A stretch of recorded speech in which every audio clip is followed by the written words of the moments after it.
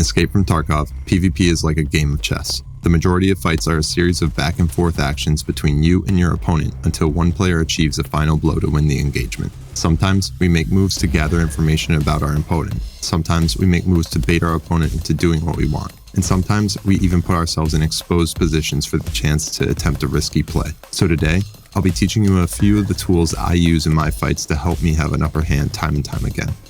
Before we get into it, you can find me on Twitch at twitch.tv/giantboosock or on TikTok under the same name. First up, let's talk about circle strafing. One of the biggest hurdles to effective mobility in EFT is inertia. In short, the inertia system is what prevents the player from doing movement mechanics which cause the character to transition speed or position instantly, such as AD spamming. While these quick movement mechanics are great for fast PvP, this doesn't align with the realism that BSG is striving for with this game. So we have to adapt by using other mechanics we have at our disposal. In other games, to peek a corner, you might want to quickly lean or just strafe back and forth using the A and D keys. In EFT, you'll realize that trying this causes you to stay exposed much longer than what would be ideal. You can slightly combat this by fully lifting your finger off the A or D key before pressing the opposite key. It'll make your character change direction a little more quickly, but not quite as quickly as we'd like. A much better option is circle strafing. By utilizing W, A, S, and D in a circular motion, you'll realize that your character can continuously walk in a circle without any sort of halt from inertia kicking in. This can be done to peek any corner quickly and unpredictably, giving you just enough time to check for enemy position while not being exposed long enough to be an easy target. You can also do this while sprinting to peek even more quickly, but you'll have to completely rotate your character in a circle. This can take a bit more practice and gives you an even shorter amount of time to peek for enemy position, but is undeniably more effective and makes you much harder to hit. Up next, let's talk about jump peeking. This is another great movement mechanic for checking angles while making yourself extremely hard to hit.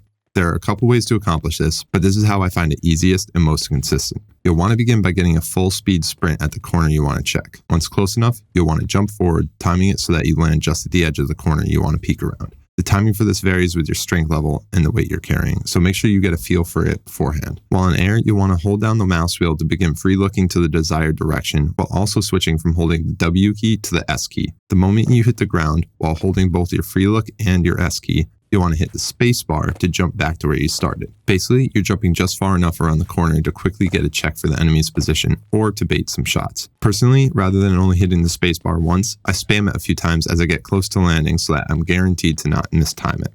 Once you get the hang of it, you can begin checking both left and right with free look in the same jump. This pretty much accomplishes the same thing as circle strafing, but is a little more unpredictable and honestly just more fun in my opinion.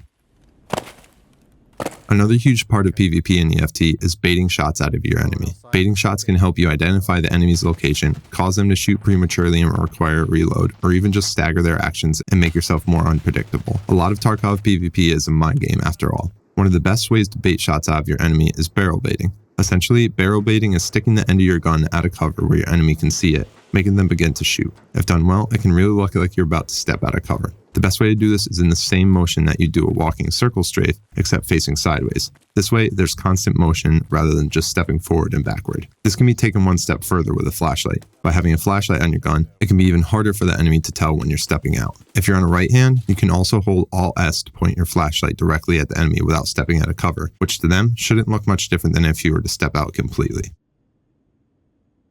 Back to a more mobility-based mechanic, let's talk about building momentum. As you probably know, inertia in EFT prevents you from transitioning to a full-speed sprint from walking without taking a few steps first. There isn't much you can do to eliminate this besides carrying less weight, but what you can do are a few things to compensate for it. To start, anytime you're about to sprint out of cover in order to reposition, gather visual information, or even to push an enemy, make sure you give yourself enough runway to build up to full speed before you begin exposing yourself. This just comes from practice, but simply put, start your sprint sooner than you think you need to. This simple change of speed can make a world of difference when it comes to an enemy tracking your movement. This can also be applied when doing a sprinting circle strafe like we spoke about earlier. You don't want to swing out of position to peek your opponent without being at full speed, so make sure you give yourself a moment to ramp up. This also works in areas that are close quarters, which don't have much of a runway. An example could be in dorms. If you're trying to cross a hall into another room, you don't want to be moving anything less than max speed, since your path is obviously predetermined and extremely predictable for the enemy. One thing you can do to mitigate slowness is running directly into a wall before swinging out of cover. It doesn't always get you up to full speed, but it will usually get you close enough.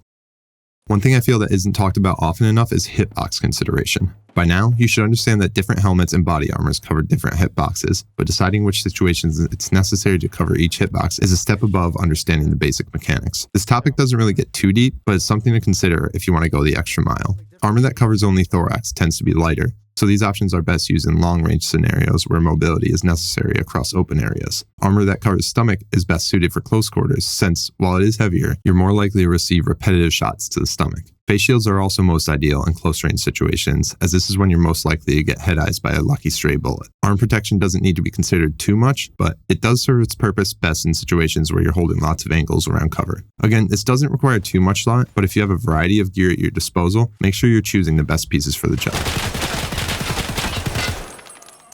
These next two are a bit different than the rest, but extremely useful for keeping yourself moving in combat. First up is the quick reload. Anytime you reload an EFT, you're halted for a few seconds, and this can be the difference between death and survival. But you can skip the reload animation by combining it with using any consumable. For example, if you need to pop a stim mid-fight, you can instantly reload during the stim animation by right-click installing the mag in your inventory, skipping the reload animation completely. This can also be done while consuming food, healing a limb, etc. It's also worth adding in that secondary weapons can be similarly reloaded as well whenever it isn't in your character's hands. Another inventory-based trick is consuming an item while midair. Let's say you have a stim that isn't key-binded, located in your bag or pouch. If you want to use it, you'll have to stand still, open your inventory, and consume the item from there. Again, this halts you for a second, putting you at a disadvantage. You can reduce or eliminate this holdup completely though by jumping and opening your inventory to consume the item midair. You have to be pretty quick to nail it, and it can take some practice, but you can utilize this to maintain momentum while navigating the inventory, rather than having to stand completely still.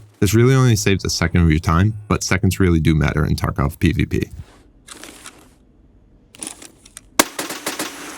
Something I've talked about in the past is nade pushing, but I wanted to bring it back up again today since I strongly believe it's one of the most important aspects of PvP. Nade pushing is the act of throwing a nade at the enemy and immediately pushing toward them right after in order to close the distance of the fight. This is great for situations where you may feel trapped, such as being in a room with only one way out while the enemy is holding an angle on your exit. If you have a long delay grenade like an M67, you might want to push immediately upon throwing since you have time to dodge the explosion, whereas throwing a VOG may require you to start pushing just as the explosion occurs. The goal is to stagger the enemy briefly, giving you just enough time to move to a more powerful position. As with everything on this list, this may take some practice to dial in, but don't be afraid to give it a shot during times when you don't have the advantage, since it will almost always cause the enemy to fall back. And that's going to be it for this video. Hopefully I was able to open some new avenues of thought when it comes to Tarkov PvP, or even just cleared up some questions you may have had. If you have any questions or suggestions, please leave them in the comments below. But thank you very much for watching this video, and I hope to see you in the next one. Is that him shooting at you?